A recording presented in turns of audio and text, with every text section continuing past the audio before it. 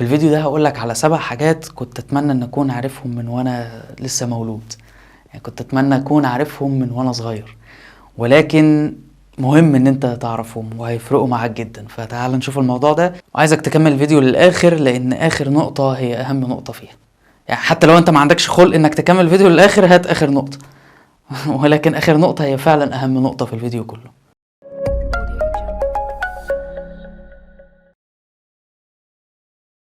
طيب، رقم 1 كده، لو انت طالب في مدرسة او في جامعة فحابب اقولك ان الدراسة مش كل حاجة، ودي هتكتشفها بعدين.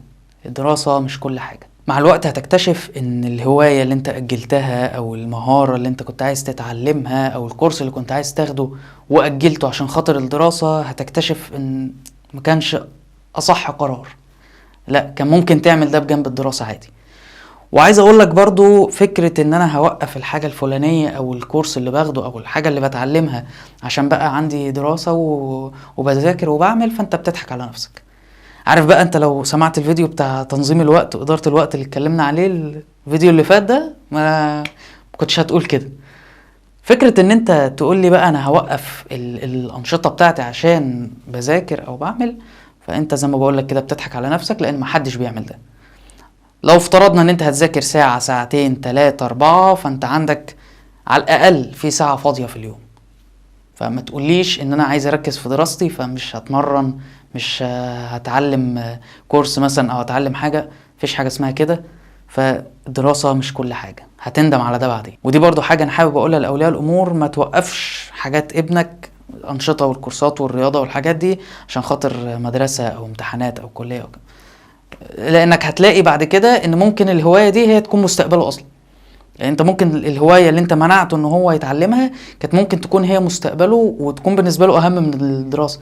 الدراسة مهمة، بس انا بقولك ان الهواية بنفس الاهمية، او الكورس اللي بيتعلمه بنفس الاهمية، الحاجات اللي بتتعمل على جنب دي بنفس اهمية الدراسة. تاني حاجة وهي ان الحياة مش عادلة، ودي للأسف حقيقة. انت ما فيش حاجة اسمها على قد ما اتعب على قد ما هلاقي. طبعا انت هتلاقي كل حاجة يعني كثواب من ربنا، ولكن انا بتكلم على تقدير الناس. انت مش عشان مثلا انت اشطر واحد في الشغل او اكتر واحد بيتعب في الشغل فده معناه ان انت هتقبض اكتر. لا، كتير بنلاقي ان اللي مكبر دماغه خالص ده هو اللي الدنيا تمام معاه وانت طالع عينك. فاتعود على ده. هي الحياة مش عادلة، ولكن حاول بقى ان انت تتعب صح.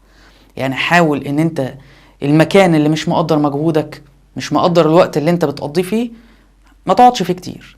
شوف الناس اللي بتقدر مجهودك ومقدرة فعلا خبرتك وبتديك اللي انت تستحقه، واقعد معاهم. وانا اقصد بتديك اللي انت تستحقه مش كفلوس، كاحترام وتقدير وفلوس برضو، ولكن ما تضيعش وقتك مع ناس هي مش مقدراك. بس مبدئيا كده انت المفروض تقعد مع نفسك كده وتشوف هل انت فعلا تستاهل اكتر من اللي انت بتاخده، ولا امكانياتك محتاجة ان هي تتطور اكتر. لان انت ممكن تكون من النوع الاولاني وانت مش واخد بالك، اصل كلها بتبقى بريئة. يعني هي كلها بتبقى انا مش واخد حقي. ولكن انت ممكن تكون من النوع اللي مريح، وواحد تاني طالع عينه وانت بتاخد اكتر منه. يعني انت ممكن تبقى من الشخص اللي احنا بنتكلم عنه ده اصلا. فاقعد مع نفسك كده وصارح نفسك. تالت حاجة وهي ان مفيش حد مهتم. مفيش حد مهتم يسمع انت بتعاني في ايه، ولا انت مشكلتك فين، ولا انت بتعمل ايه. محدش مهتم بده. فما تعيش بقى في دور الضحية، وما تروحش بقى ايه تشكل ده وتندب لده. ما تعملش كده، لان الناس هتبعد عنك اصلا. الناس مش هتحبك. محدش بيحب الشخص اللي عمال يشكي ويلطم بقى ويصوت والكلام. ملهاش لازمة الصياح. فمحدش مهتم بالكلام ده كله. ركز على ازاي تحل انت مشاكلك، لان في الاول وفي الاخر هي مشاكلك انت فعلا. ركز ازاي تحلها وما تقعدش تصيح للي حواليك. رابع حاجة وهي انك تخليك بارد شوية. يعني قول لأ للناس عادي. يعني جه صاحبك قالك تعالى نخرج نروح مش عارف فين، بس انت وراك مذاكرة، وراك شغل، وراك اي حاجة، قول له لأ انا مش فاضي. جا اي حد، اي حاجة، اي حاجة جت ضيعلك وقتك، لأ عادي، مفيش اي حاجة. واللي يزعل يزعل، لان انت بعد كده اللي هتندم، انت بعد كده اللي هتزعل. لان وقتك ده وقتك انت، ده عمرك انت اللي بيضيع. فما ينفعش انت كل واحد بقى يقول لك يلا بينا نروح حته فلانيه، يلا بينا، يلا نلعب مش عارف، يلا بينا، وانت اللي بتضيع. فتعلم انك تقول لا. وده ياخدنا للنقطه اللي وراها، وهي انك هتقطع علاقات كتير. ان انت تقول لده لا، وان انت تبقى مركز في وقتك وفي شغلك ومخصص لكل حاجه وقت، فده هيخلي ناس كتير ما تحبكش، خصوصا الناس اللي هي ايه، عايشة كده بلا هدف. ودول قطعوهم مصلحة، يعني ان انت تقطعهم مصلحة احسن، ده خير ليك. لان اللي زي دول هم جايين يضيعوا لك وقتك، هم جايين يبوظوا الدنيا، ومستقبلك اللي جاي انت مش هتشوفه خلاص. يعني انت هتخسر ناس كتير، ولكن ده لصالحك. سادس نقطة وهي انك تكون مرن وتتكيف مع الوضع اللي انت فيه. وانا هنا ما اقصدش عن الوضع اللي انت قادر تغيره، يعني ما تحولش الموضوع لان انت تدخل منطقة الراحة ويعجبك الكلام وتريح، لا ما اقصدش ده. يعني لو انت مش عاجبك الوضع وقادر تغيره غيره، ولكن ساعات بتتحط في ظروف انت لازم تتكيف عليها. كلنا اتحطينا في الموقف ده، وهو ان انت تدخل كلية انت مش حاببها مثلا. طبعا انت لو لسه في مدرسة فيا رب ما تتحطش في الموقف ده، ولكن معظمنا اتحط في الموقف ده، ان هو دخل كلية او حاجة هو ما كانش عايزها، هو ما كانش حابب مجال دراستها. افتكر لما كنت في ثانوي وكنت حلم ادخل حاسبات، يعني اللي منكم تابع القناة من زمان فهو عارف ان انا ليا في الكمبيوتر والبرمجة والحاجات دي. فما جاتليش حاسبات ودخلت كلية تجارة. كنت في البداية متضايق ومش عاجبني الكلام، لان انا اصلا شغال في الكلام ده من وانا يعني طفل، من وانا صغير انا شغال في صيانة اجهزة الكمبيوتر والبرمجة والقصة دي.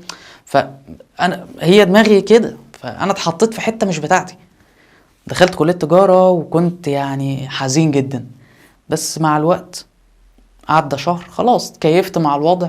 عايز اقول لكم ان لو رجع بيا الزمن انا هختار كلية تجارة بايدي. حبيت الاقتصاد جدا وحبيت المجال بتاع الدراسة بتاعت كلية تجارة وفعلا انا لو في ايدي دلوقتي ان انا اختار مجال ادرسه انا هختار برضو كلية تجارة. فتعلم ان انت تتكيف مع الوضع اللي انت مجبر عليه وتحبه، لان هو ده الحل عشان توصل لحاجة. لكن فكرة ان انت تبقى معترض وخلاص، طب ماذا بعد؟ لان انت لو معترض وخلاص على وضع مش بايدك انك تغيره، فانت كده بتضيع وقت، انت ما بتعملش اي حاجة، بتهدر طاقتك وتضيع وقتك على الفاضي. سابع نقطة واللي هي اهم نقطة فيهم، عايزك تفرق ما بين السعادة والمتعة. طب ايه الفرق ما بينهم؟ السعادة هو شعور دائم، اما المتعة فهي حاجة لحظية. مثال بسيط على الموضوع ده، الاكل مثلا. انت ممكن تكون حابب الفاست فود وحابب الاكل من بره، طعمه حلو بالنسبه لك وايه، وجسمك بيحبه لانه مليان سعرات وحاجات من دي. جسمك بيحب السعرات يعني جدا، انه بيخزنها دهون بقى وبتاع، فهو بيبقى متكيف، فانت بتحب الكلام ده، وجسمك بيوديك ان انت تروح تاكل الاكل ده. ده بيديك احساس بالمتعه مش بالسعاده. طيب ايه بقى احساس السعاده ده بيجي من ايه؟ بيجي من العكس خالص. يعني لو انت واحد بيروح الجيم بقى ومحافظ على جسمه وبتاع، هتبقى مش مستمتع ولكن سعيد. يعني مش هتبقى مستمتع في اللحظة دي، في اللحظة اللي انت بتعمل فيها الحاجة المجهدة دي، ولكن هتكون سعيد لان انت هتكون مرتاح، انت نفسيا وجسديا هتكون تمام، مش هتكون متضايق من حاجة. فالمتعة هي حاجة لحظية، ابعد عن المتعة خالص، حاول دايما تركز على السعادة.